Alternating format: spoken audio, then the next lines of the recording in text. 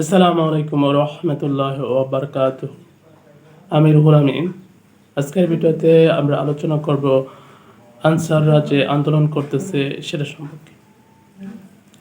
Actually বর্তমান যে বাংলাদেশ, এই বাংলাদেশের প্রেক্ষাপটে যেহেতু সকলেরই স্বাধীন মতামত প্রকাশ করার অধিকার রয়েছে, সেক্ষেত্রে সবারই তাদের দাবি দেওয়া বা তাদের চাওয়া পাওয়া জানানোর অধিকার রয়েছে। তবে সেটা একটু ডিফারেন্টভাবে হলে ভালো হতো। এখন যে আনসাররা যেভাবে আন্দোলন করলো, সো তারা পুরা সচিবালয়ে যে বড় বড় কর্মকর্তা ছিল, অফিসার ছিল, তাদেরকে তারা 10:30 পর্যন্ত অফিস রুমে আবদ্ধ করে রাখে। সো এটা খুবই দুর্ভাগ্যজনক। কারণ হচ্ছে যে তারা যদি আহ, তাদের দাবি বা তাদের চাওয়া জানাতে হয়, তাহলে সচিবালয়কে ঘেরা করে কোনো লাভ নেই। কারণ তারা সেই দাবি দেওয়া জানাবে স্বরাষ্ট্রমন্ত্রীকে জানাবে, যে বর্তমান স্বরাষ্ট্রমন্ত্রী, তার কাছে তারা আবেদন করবে। সো সেক্ষেত্রে তারা যে কাজটা করছে, সেই কাজটা প্রথমেই তো তারা রং করছে। কারণ বড় বড় যারা সচিবালয় কর্মচারী আছে, তাদেরকে আবদ্ধ করে রাখা বা আটকে রাখা, এটা মোটা ঠিক হয় না। দ্বিতীয়ত, তারা যেভাবে মানে অ্যাগ্রেসিভ হয়েছে, ঢাকা বিশ্ববিদ্যালয়ের স্টুডেন্টরা যখন শুনেছে যে তারা ওখানে বড় বড় কর্মচারীদের আবদ্ধ করে রেখেছে। তারপর হচ্ছে যখন যে বৈষম্য ছাত্র জনতা বিরোধী আন্দোলনের যে সমন্বয়করা ছিল, হাসনাত আহমেদ, শারজিস আলম, নাহিদুল ইসলাম, তারপর হচ্ছে আসিফ মাহমুদ, তারা যখন তাদের কন্ট্রোল করতে চায়, তারা নাকি তাদেরও সেখানে আটকে রাখে, এরকম একটা গুজব ছড়ায়। তো কতটা সত্য সেটা আসলে আমি জানি না। এটা যখন সারা ঢাকা শহরে ছড়িয়ে পড়ে, তখন ঢাকা যে টিএসসি চত্বর আছে ওখানে, তারপর ঢাকা ভার্সিটির যে স্টুডেন্টগুলো আছিল হলে, তারা সবাই ওখানে চলে আসে তাদের বিরুদ্ধে স্লোগান দিতে দিতে, ভুয়া স্লোগান দিতে দিতে। তো সেক্ষেত্রে আনসার বাহিনী যারা, তারাও তাদের সাথে সংঘর্ষে জড়িয়ে যায় এবং অনেকগুলো স্টুডেন্ট হতাহত হয়। সো এটা খুবই দুঃখজনক। এটা কোনোভাবে মেনে নেওয়া যায় না। কারণ হচ্ছে তাদের যদি দাবি দেওয়া থাকতো, তারা মানববন্ধন করতে পারে, তারা স্বরাষ্ট্র মন্ত্রণালয়ে আবেদন করতে পারে। তারা যেভাবে স্টুডেন্টের সাথে দাঙ্গায় জড়ালো, এটার পিছনে অবশ্যই একটা ষড়যন্ত্র, এখন যে ষড়যন্ত্র আছে এরকম একটা তারা চিন্তা করবে। সেক্ষেত্রে তারা অবশ্যই চিন্তা করবে যে যারা গত সরকারের যারা পদত্যাগ করেছে, তাদের একটা মদত আছে, তাদের একটা হাত রয়েছে। সেক্ষেত্রে বিরোধী দল আরও বেশি চাপে পড়ে যাবে। প্লাস পাশাপাশি আমাদের যে স্টুডেন্ট ভাই বোনেরা আহত হয়েছে, সেক্ষেত্রে সেটার জন্য আনসার বাহিনী দায়ী হতে পারে। এবং অনেকে এখন বলছে যে আনসার বাহিনীকে বিলুপ্ত করা হোক, তাদেরকে যারা যারা এই আন্দোলনের সাথে জড়িত ছিল, তাদেরকে শাস্তির আওতায় আনা হোক। সো কতটা কোনটা সঠিক কোনটা ব্যাঠিক, আসলে আমরা গণমাধ্যম থেকে যতটুকু জেনেছি ততটুকু বলেছি।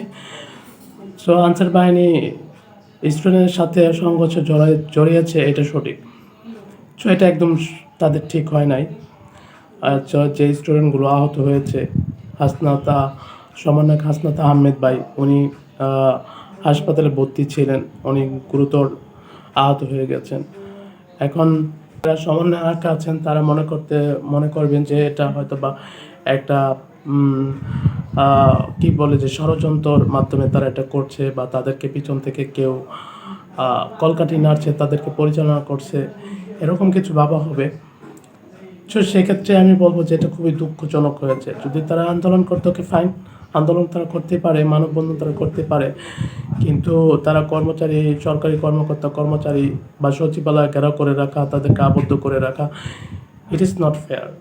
এটা খুবই একটা খারাপ কাজ। তারা সকালে সেই 9টা অফিসে গেছে, তারা 10:30 পর্যন্ত তাদেরকে আবদ্ধ করে রাখা হয়েছে। সো এক্ষেত্রে আমি বলবো যে এটা কতটা ঠিক হচ্ছে এটা আমি জানি না। যারা যারা ঠিক মনে করেন তারা কমেন্ট করে জানাবেন, আর যারা যারা ব্যাঠিক মনে করেন তারাও কমেন্ট করে জানাবেন।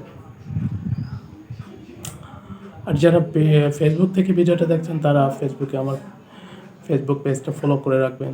যারা ইউটিউব থেকে দেখছেন তারা ইউটিউব চ্যানেলটা সাবস্ক্রাইব করে রাখবেন এরকম ভিডিও পাওয়ার জন্য। সো আই থিঙ্ক যে তারা যেটা করছে তাদের দিক থেকে ঠিক, তারা আন্দোলন করতে পারে, যা তাদের চাওয়া পাওয়া আছে সেটা তারা ফিল আপ করতে পারে, সেটার জন্য তারা দাবি দাওয়া করতে পারে, এটা স্বাভাবিক। আবার আরেকটা দিকটা হচ্ছে যে অনেকে কোশ্চেন করতেছে যে আনসার বাহিনী এতদিন কোথায় ছিল, এতদিন তো তারা তাদের চাকরিটার পার্মানেন্ট করার জন্য তারা তো আন্দোলন করেনি। তারা কেন আন্দোলন করেনি? তখন যে সরকার ছিল, বিগত সরকার ছিল, যখন আওয়ামী লীগ ছিল, যখন বিএনপি ছিল, তখন তারা কেন তাদের চাকরিটা পার্মানেন্ট করার জন্য তারা আন্দোলন করলো না? এখন কেন তারা আন্দোলন করতে নামলো? এখন স্টুডেন্টরা আন্দোলন করে একটা স্বৈর শাসককে নামিয়ে এখন তারা একটা সুস্থ সুন্দর দেশ গড়তে চাইতেছে। এখন তারা আন্দোলন করে তারা এখন দেশটার মধ্যে ফ্যাসাদ সৃষ্টি করতেছে। সো এরকম অনেকের কোশ্চেন করতেছে, এটাও লজিক, এটাও কথাটা ফেলে দেওয়া যাবে না বা অযৌক্তিক না, এটা ঠিক আছে। যারা এই কমেন্টগুলো করছে যে এতদিন কোথায় ছিল আনসার বাহিনী, তারা কেন এতদিন কথা বলেনি? তারা কেন এতদিন শেখ হাসিনা থাকতে বা আওয়ামী লীগ থাকতে বা বিএনপি থাকতে তারা কেন তাদের চাকরিটা পার্মানেন্ট করার জন্য তারা আন্দোলন করেনি? সো এটা একটা কোশ্চেন।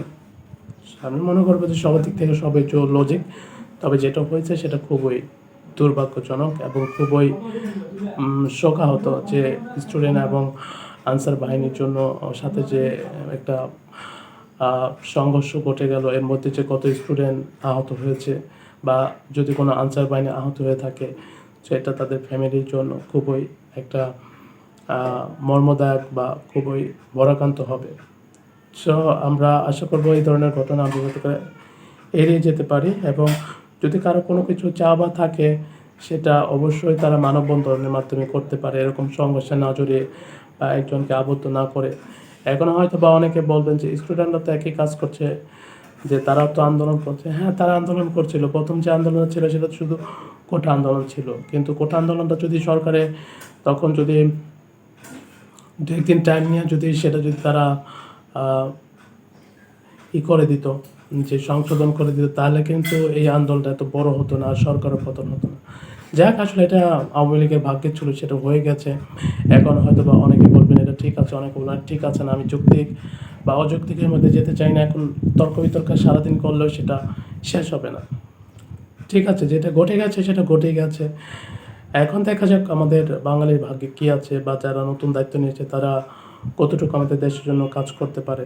তবে আমি আশা করি যে যারাই দেশের দায়িত্বে আসুক না কেন, তারা দেশের মানুষের জন্য এবং সাধারণ জনগণের জন্য তারা ভাববে এবং দেশটাকে সুষ্ঠু সুন্দরভাবে পরিচালনা করবে, এটা আমার কামনা থাকবে। এবং আরেকটা জিনিস থাকবে যে কেউ এখন আন্দোলনের মাধ্যমে আসলে আন্দোলন সংঘাতের মধ্যে জড়ানো উচিত না। কারো কোনো দাবি দেওয়া থাকলে তারা মানববন্ধন করতে পারে। যতদিন পর্যন্ত তাদের দাবি দেওয়া না দেবে তারা ততদিন পর্যন্ত রাস্তায় অবস্থান করতে পারে, এটা একটা পদক্ষেপ নেওয়া যেতে পারে। কিন্তু আন্দোলন সংঘর্ষ এগুলো জড়ায় আসলে কোনো জাতি বা কোনো দেশের কখনো ভালো হয়নি, না হবে, না হয়েছে। এখন হয়তো বা অনেকে বলবেন তাহলে কোটা আন্দোলনটা কেন হলো? সেটা আসলে একটা জাতিগত আন্দোলন ছিল।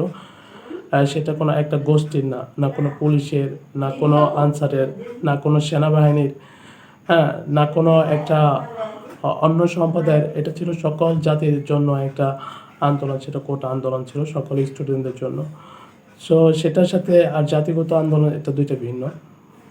সো সেটা কখনোই সরকারকে পতনের এটার কখনো উদ্দেশ্য ছিল না। কিন্তু সরকার যেহেতু একটুখানি তাদের দাবি দাওয়া পূরণ করতে অনিচ্ছুক ছিল এবং অনেকটা টাইম নিয়ে গেছে, সো ঘটনাটা দুর্ভাগ্যক্রমে ওরকম ঘটনা ঘটে গেছে। ঠিক আছে, এখন যা হয়ে গেছে সেটা আমরা নিয়ে কথা বললে সারাদিন সারা বছর কথা বলতে পারবো, কিন্তু এখন আর কোনো ফায়দা হবে না।